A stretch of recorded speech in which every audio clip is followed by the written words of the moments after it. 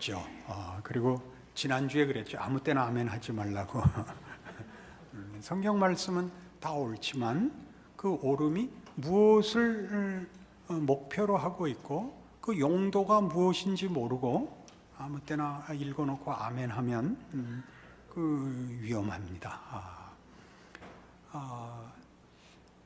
그 앞에 우리 18장이 수아 사람 빌닷이 이제 이렇게 몰았다 그랬죠. 1회전에서 그리 했던 것처럼 네가 뭔가 잘못했기 때문에 벌을 받는 것이고 네가 회개하지 않고 원망을 하는 것 그것 자체로 네가 죄인인 증거다. 그러면서 악인의 형벌을 쭉 논했습니다. 그 18장에서 악인의 형벌은 결국 지난주에 제가 그렇게 표현했죠.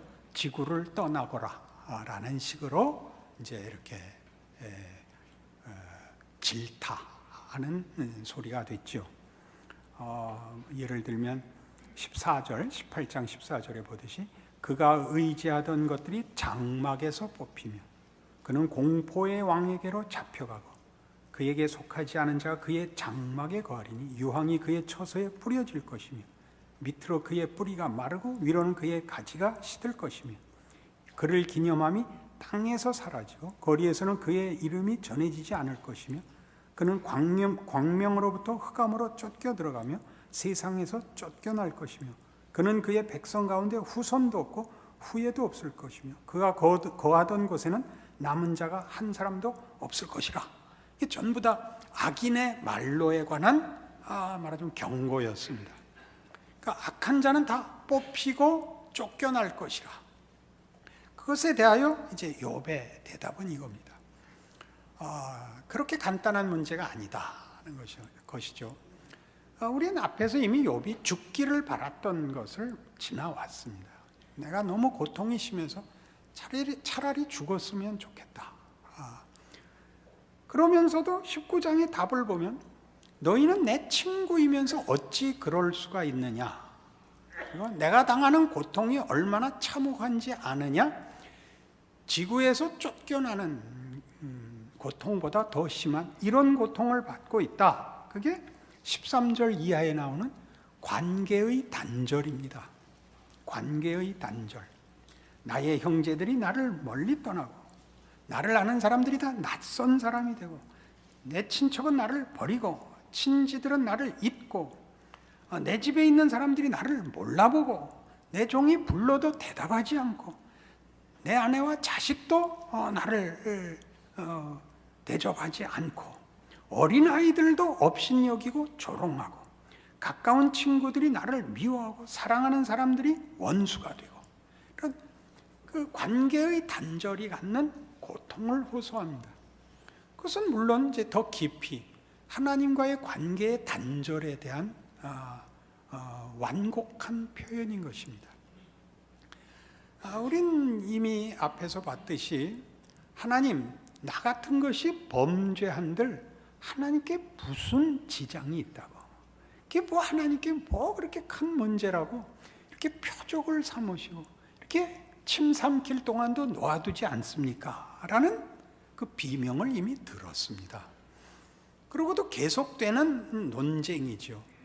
친구들은 그 원인이 욥 자신에게 있다는 것이고 욥은 그렇지 않다는 거죠. 그러니까 나중에 여기까지 양보하는 것입니다. 나한테 잘못이 있다고 치자. 내가 잘못이 있다고 해서 너희가 친구의 관계를 끊고 심판장의 재판관 같이 굴 수 있느냐? 이제 여기 19장은 이제 그 얘기예요. 그 얘기는 다르게 하나님, 내가 범죄했다고 해서 하나님이 나를 원수처럼 여기신다면 하나님과 하나님이 지으신 인간 사이의 관계가 그 정도밖에 안 되는 것입니까? 라는 완곡한 표현인 것입니다. 너무 빨리 지나갔죠. 지금 욥의 이 친구들이 보면 변명이고 항복하지 않는 고집 같은 이 고통의 호소들은 다 말하자면 기존의 종교에 관한 이해. 여기서 종교라고 하는 것은 물론 이제 우리 기독교를 얘기하는 것이지만 생각을 넓히기 위해서 기존의 종교 체제, 기존의 종교에 대한 이해와는 사뭇 다른 것입니다. 욥은 자기가 처한 그 경험을, 그 현실을 자기가 그 전에 알았던 종교의 체제와 이해 속에서는 도무지 설명할 수 없다는 비명을 지르는 것이고, 친구들은 계속 와서 우리 모두가 알고 있는 종교 체제를 가지고 그를 지적하고 있습니다. 그러니까 욥이 나중에 욥이 옳았고 친구가 틀렸다고 하는 가장 큰 욥의 결론에서 이렇게 되돌아봐야 되는 이 과정들은 하나님이 이런 분일 것이다라고 우리가 묶은 것에 대한 경고입니다. 하나님은 이런 분이다라는 어떤 원칙이 물론 있겠죠. 그러나 그 원칙이 하나님 되심에 대한 어떤 부분으로 본인의 안심과 확인이 되어서는 곤란하다라고 얘기하는 것입니다. 그러니까 욥이 의로웠다는 것은 욥이 잘했다는 것이 아니라 욥은 결국 이 세 친구가 붙잡혀 있었던 어떤 한계, 어떤 폐쇄에서부터 욥이 하나님의 인도하심을 따라 그 껍질을 벗고 더 큰 하나님의 통치로 들어가게 되었다는 뜻으로 옳다는 것이고, 친구들은 하나님을 자기네가 알았던 전통적인 이해에서 벗어나오지 못했다는 뜻에서 잘못됐다는 판정이 나오는 것입니다. 얼른 이해를 안 하실 테니까 우리 차근차근 살펴봅시다. 신명기 28장을 가보십시다.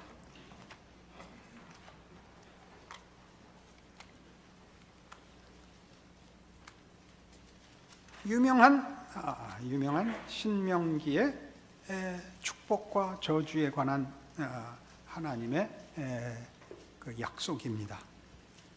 신명기 28장 1절을 보죠. 네가 네 하나님 여호와의 말씀을 삼가 듣고 내가 오늘 네게 명령하는 그의 모든 명령을 지켜 행하면 네 하나님 여호와께서 너를 세계 모든 민족 위에 뛰어나게 하실 것이라.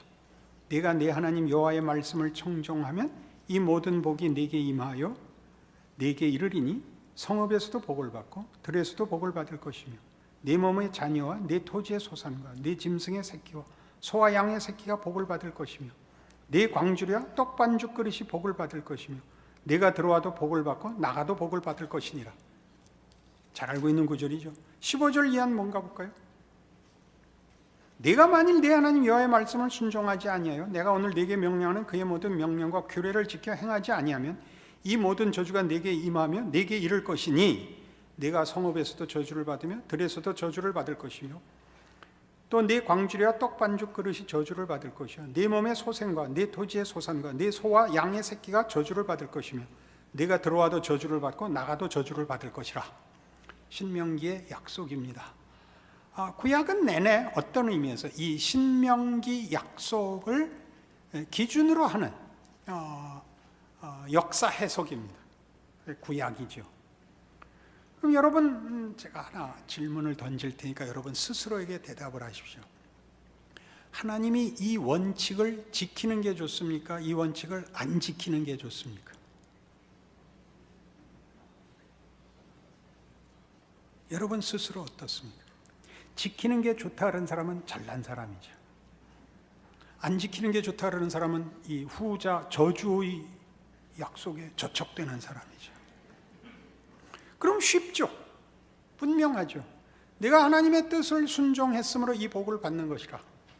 내가 하나님의 뜻을 순종하지 않으므로 이 저주를 받는 것이라. 쉽죠. 얼마나 쉽습니까? 다시 묻죠. 지금 하나님이 이 원칙을 따라 심판하는 게 좋다. 주 예수여 어서 오시옵소서. 아멘. 할 수 있습니까? 난처하죠. 속으로 한번 생각을 하셔요. 캥기죠. 하나님이 난 원칙을 안 지켜주셨으면 좋겠습니다. 제가 먼저 얘기를 해야 용기를 얻으시겠죠. 그러면 이 원칙을 안 지키면 도대체 어떡하라고요? 그럼 난장판이 될 텐데 물론 그렇습니다. 그러니까 그 얘기는 어쩌다 한 달이 건넌 얘기입니다. 세상이 어떻게 되느냐 말고 스스로에게 물으십시오. 어느 게 좋은가? 그러니까 욥은 이 문제를 지금 친구들이 와서 원칙에 하나님을 선언하고 네가 벌을 받았으면 틀림없이 네가 하나님 앞에 벌 받을 짓을 한 것이다 라는 이 공식에 대하여 반대하는 것입니다. 꼭 그렇지만은 않다. 나는 일단 이 법칙에서 벗어났다는 걸 내가 알고 있다. 나는 죄 짓지 않았다. 벌 받을 짓을 하지 않았다. 그게 처음 답변이었습니다. 그러나 이제 2회전에 오면 이제 욥은 다른 답을 준비하고 있습니다. 준비했다기보다 거기까지 밀려 나오죠. 욥기 10장으로 돌아갑니다.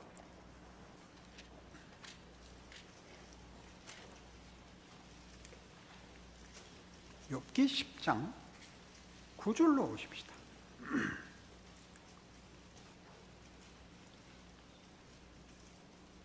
기억하옵소서. 주께서 내 몸 지으시기를 흙을 뭉치듯 하셨거늘 다시 나를 티끌로 돌려보내려 하시나이까? 주께서 나를 젖과 같이 쏟으셨으며 엉긴 젖처럼 엉기게 하지 아니하셨나이까?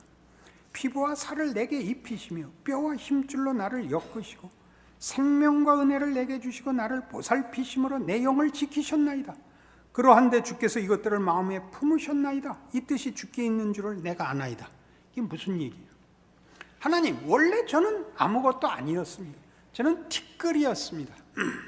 저는 그냥 진흙이었습니다. 근데 하나님이 이 진흙을 반죽하여 생기를 불어넣어 우리를 만드셨습니다.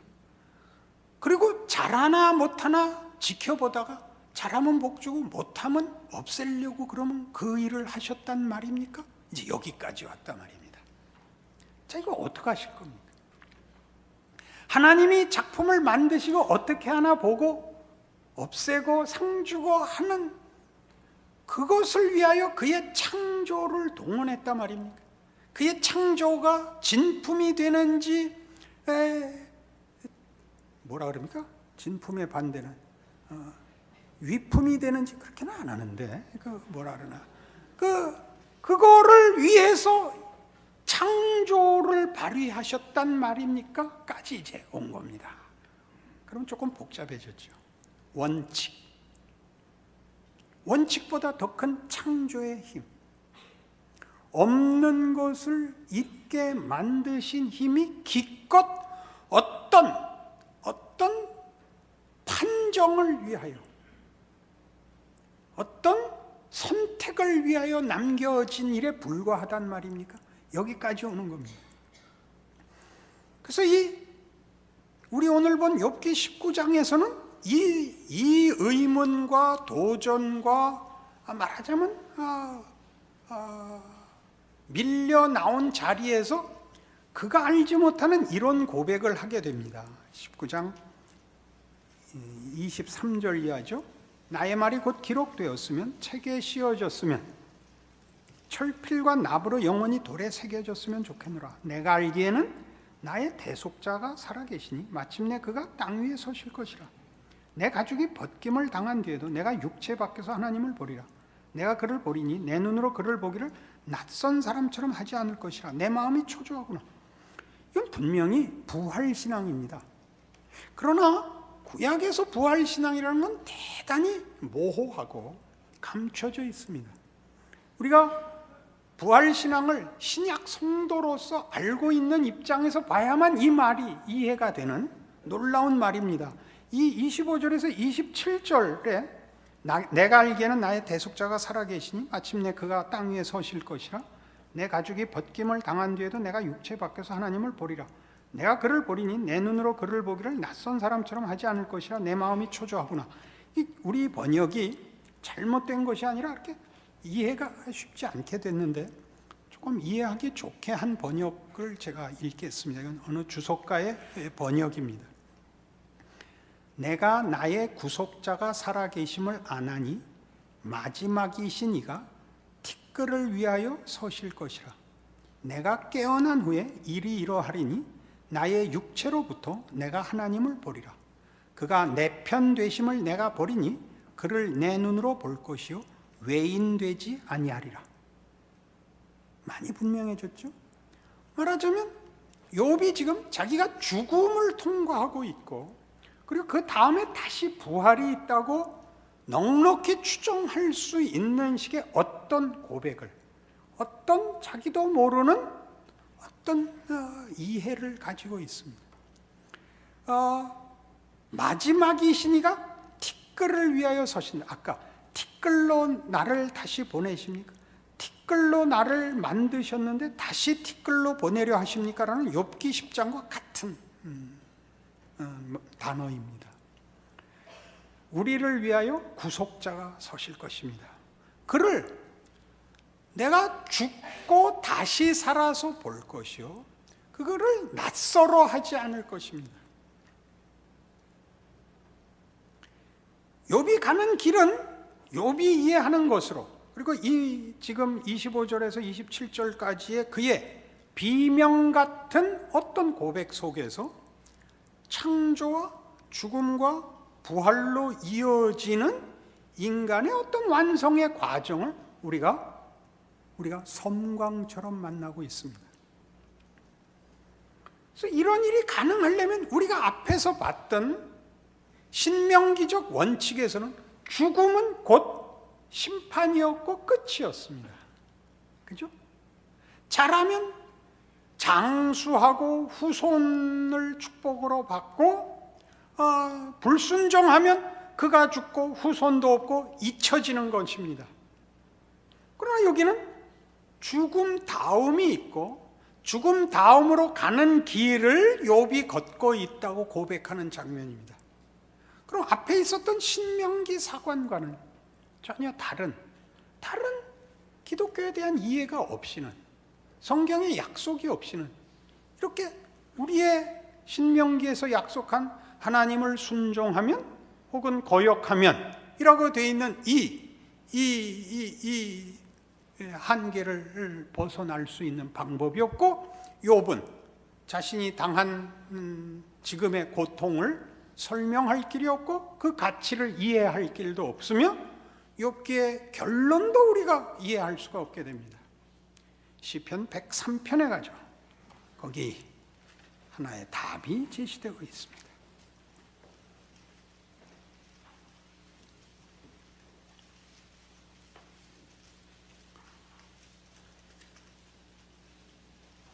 시편 103편은 이렇게 되어 있습니다. 다윗의 시입니다. 다윗의 시라는 것은 의미심장합니다. 다윗은 골리앗을 죽인 사람으로 가치가 있는 것이 아니라 밧세바 사건으로 유명한 사람입니다. 그는 내가 죄악 중에 출생했고 그 죄가 항상 눈앞에 있는 사람이라고 고백한, 눈물로 침상을 띄워도 해결할 수 없는 죄인인 것을 확인한 사람의 그의 고백입니다. 자기의 잘못과 벌받아 마땅한 것을 고백하는 것이 아니라 그 절망과 그 형벌의 끝에서 어떻게 소생할 수 있었는가를 고백하는 사람으로 다윗은 시편에 등장하는 것입니다. 내 영혼아 여호와를 송축하라. 내 속에 있는 것들아 다 그의 거룩한 이름을 송축하라. 내 영혼아 여호와를 송축하며 그의 모든 은택을 잊지 말지어다. 그가 네 모든 죄악을 사하시며 네 모든 병을 고치시며 네 생명을 파멸해서 속량하시고 인자와 긍휼로 관을 씌우시며 좋은 것으로 네 소원을 만족하게 하사 네 청춘을 독수리같이 새롭게 하시는도다. 더 읽어볼 것도 없이 5절까지 너무 벅차야 됩니다.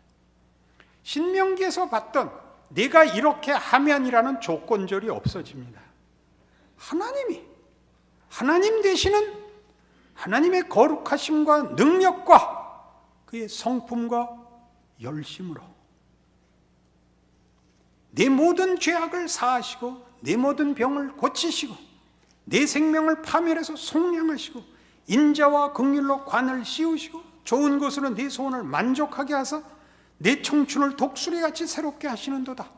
요 끝에 것만 난 못 받아봤어요.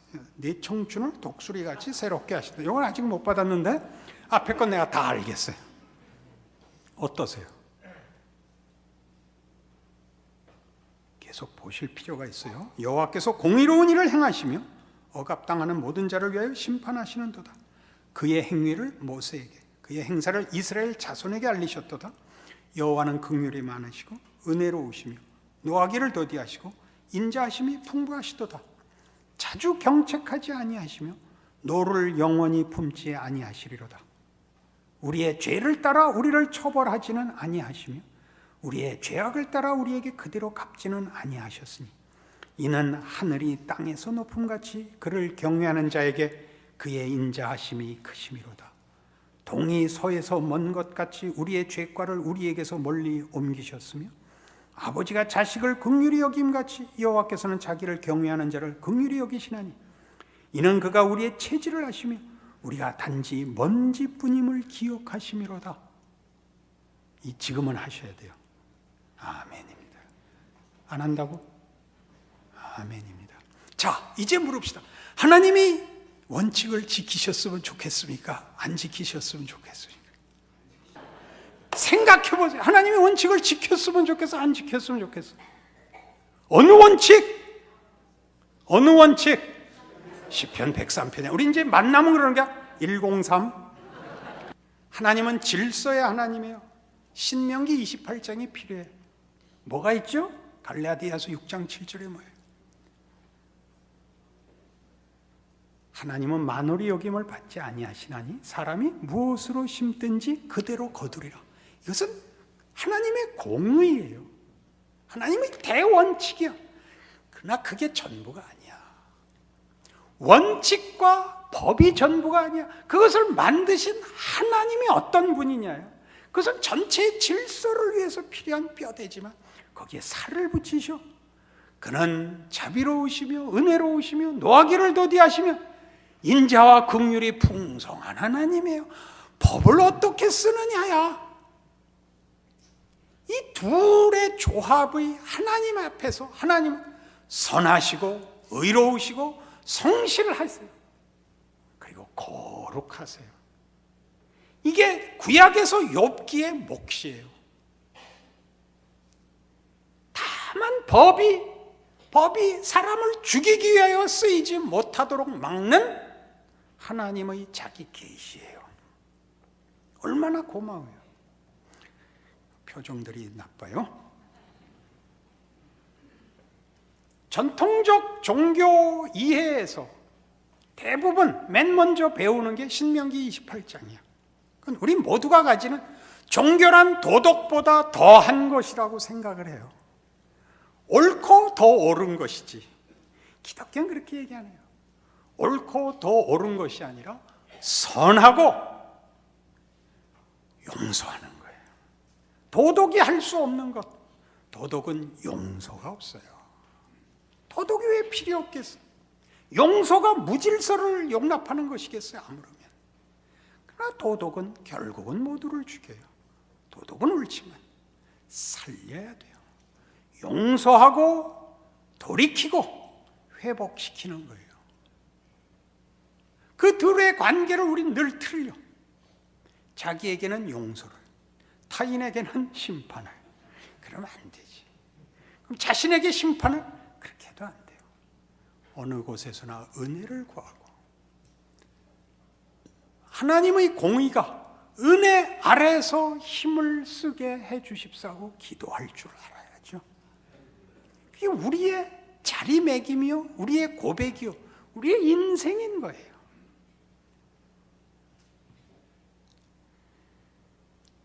전통적 종교에 대한 이해 속에서 부활은 없지. 부활이란 죽음 다음에 오는 것인데 죽음은 곧 형벌이요 심판이었거든. 거기에 반전은 있을 수 없죠. 잘하고 못한 것밖에 없으니까. 기독교의 가장 큰 기독교를 대표하는 특징을 뭐라고 해요? 사랑이죠. 사랑이 뭔데? 고린도전서 13장으로 가요. 새삼스럽게 보자. 자, 고린도전서 13장에 하면 처음에 이 얘기를 해. 사랑을 이것과 혼동하지 말아야. 내가 사람의 방언과 천사의 말을 할지라도 사랑이 없으면 소리나는 구리와 울리는 꽹과리가 되고. 잘난 척하지 마요. 내가 예언하는 능력이 있어 모든 비밀과 모든 지식을 알고 또 산을 옮길 만한 모든 믿음이 있을지라도 사랑이 없으면 내가 아무것도 아니요. 내가 내게 있는 모든 것으로 구제하고 또 내 몸을 불사르게 내줄지라도, 내 몸을 불살라 줄지라도 사랑이 없으면 내게 아무 유익이 없느니라. 사랑이 뭔데? 사랑은 오래 참는 거래죠. 누구를 참을래? 왼수? 자기를 참아야 돼요. 자신을. 오르려고 그러지 마세요. 오르려고 그러지 말라는 게 설교에 해도 되는 말인가 모르겠는데, 오르려고 그러지 마요. 왜 오르려고 그래? 요간 먹으려고 그래. 그리고 자랑하려고 그러는 오름을 하지 말아요. 따뜻한 사람이 되세요. 만나고 싶은 사람이 되세요. 잘 생각을 해봐요. 우리가 얼마나 정죄와 심판에 조급한지. 왜 그러죠? 불안해서 그래요. 무서워서 그래요. 사랑 안에 두려움이 없고 온전한 사랑이 두려움을 내어 쫓느니라. 요한일서 4장 18절 말씀. 사랑 안에 어떤 두려움이 없는 거예요? 이 겁이 없는 거예요. 이 겁이. 하나님이 사랑이신 걸 아는 순간 어떤 자리에서도 회복과 반전이 있는 걸 믿어. 그게 십자가죠. 십자가는 갈 수 있는 최악까지 다 간 거야. 예수를 죽인 것, 선과 생명이 죽는 것까지 간 거예요. 죽이는 자리의 최악의 자리요, 망하는 자의 최악의 자리가 십자가야. 그게 반전이 돼. 그게 부활의 문이 돼. 그럴 수 있는 하나님이라면, 로마서 4장에 나오는 아브라함이 믿은 하나님은 없는 것을 있는 것 같이 부르시는 이요 죽은 자를 살리시는 하나님이라 라는 그 믿음의 본질을 이해한다면 우리는 우리를 용서할 수 있어요. 우리를 용서할 수 있으면 두려움이 없어져요. 어떤 두려움? 어떤 두려움? 망할 것 같고, 저 사람 때문에 내가 해를 입을 것 같고, 를 비로소 벗어나는 거예요. 사랑은 오래 참죠. 오래 참는다는 게 늘 내가 주례하면서 하는 얘기죠. 영어로 이렇게 돼 있었다 그랬죠. long suffering, 오랜 고통. 이게 뭐 멋있게 참는 게 오랜 고통. 늘 그 생각을 해. 저 사람 때문에 내가 힘들거든. 이게 무서운 거예요. 다 무서운 거예요. 겁이 나는 거예요. 믿음이 없는 거예요. 믿음이 없는 거예요. 하나님이 뭘 하시는지 모르는 거예요. 최악의 몇 곱을 한 그 자리를 뒤집으시는 하나님. 하나님의 약속을 지키시는 성실함과 능력과 그의 판정의 긍휼과 자비를 놓치는 거예요. 그 자리를 고난을 통해서, 억울함 속에서 욥이 그 자리에 인도를 받는 거예요. 그가 억울하지 않고는 이 자리에 나올 수 없었죠. 억울하지 않고는. 그가 원래 알았던 종교의 체제 속에서는 안심이 됐었지. 욥이 그 체제를 부정하고 비명을 지르자 친구들이 와서 충고를 왜 한다 그랬어요? 지들이 불안해서. 욥이 아니라고 고함을 지르면 자기네들의 안심이 무너지잖아요. 자기네들이 안심이 무너져. 사랑은 오래 참고 온유하고 시기하지 않고 자랑하지 않고 교만하지 않고 무례행하지 않아요. 이게 다 무슨 뜻이야? 내 마음에 안 드는 사람 때문에 내 인생이 힘들어지고 손해본다고 생각 좀 하지 말라는 거예요. 그게 사랑이야. 사랑이 뭐 이렇게 개슴츠레 뜨고 이렇게 막 쫓아다니는 거 아니고 사랑이에요. 믿음이 없이는 사랑을 행사할 수가 없어요. 그래서 이런 것으로 가요. 7절. 사랑은 모든 것을 참으며 모든 것을 믿으며 모든 것을 바라며 모든 것을 견디느니라. 욥의 친구하지 마세요.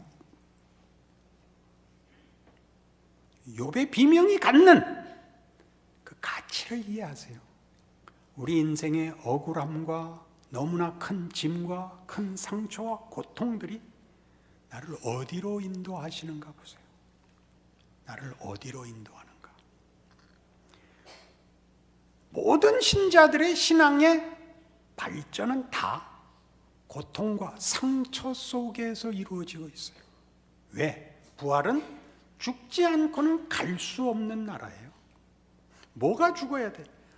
우리가 판단한 안심, 우리가 판단한 보상에서 죽지 않고는 하나님이 약속하신 보상과 하나님이 주시는 평화의 자리에 갈 수가 없어요. 그걸 지나갈 때 우리는 몸부림을 치죠. 누구한테다 불평을 해요? 하나님께 불평을 해요. 하나님, 쉬운 길로 가게 해 주십시오. 그러나 예수 안에서 본 것과 같이 예수 외에 다른 이름을 준 적이 없다라는 그 선언이 가지는 그 무시무시한 의미를 알아야 돼요. 예수 이외에 다른 이로서는 구원을 받을 이름을 준 적이 없다라는 말은 어떤 기독교 신앙도 예수의 죽음과 방불한 죽음을 통과하지 않고 갈 수 있는 자리는 없습니다. 그것이 있다고 생각하고 있으면 여러분은 아직도 기독교를 모르는 것이요, 인생의 신비를 모르는 것이요, 하나님의 일하시는 방법을 모르시는 것입니다. 부디 죽음을 외면하고 얻을 수 있는 보상으로 죽음을 통과하여 받게 되는 하나님의 약속에서 제외되는 자 없기를 바랍니다. 여러분의 고통의 현실의 가치를 이해하시는 믿음을 회복하시기를 바랍니다. 기도하십시다. 하나님 아버지의 은혜를 감사합니다. 오늘의 말씀을 비추어 보니 우리의 인생에서 억울한 일도, 억울한 시간도, 억울한 현실도 없다고 고백해야 맞습니다. 우리의 믿음이 부족하여 아직도 비명을 지르고 이렇게 매달리는데 우리 마음에 하나님의 하나님 되심을 하나님 깨우쳐 주사 평안을 주옵소서, 죽음을 통과하게 하옵소서, 예수 그리스도의 십자가를 시인하는 우리의 고백이 무엇을 의미하는지 알게 하사 죽은 자를 살리시는 하나님이 우리의 현실, 우리의 고난, 우리의 실패, 우리의 낙심 속에서 부활을 이루시는 줄 아는 우리 믿음의 큰 자랑으로 예수 안에서의 승리와 충성을 허락하옵소서.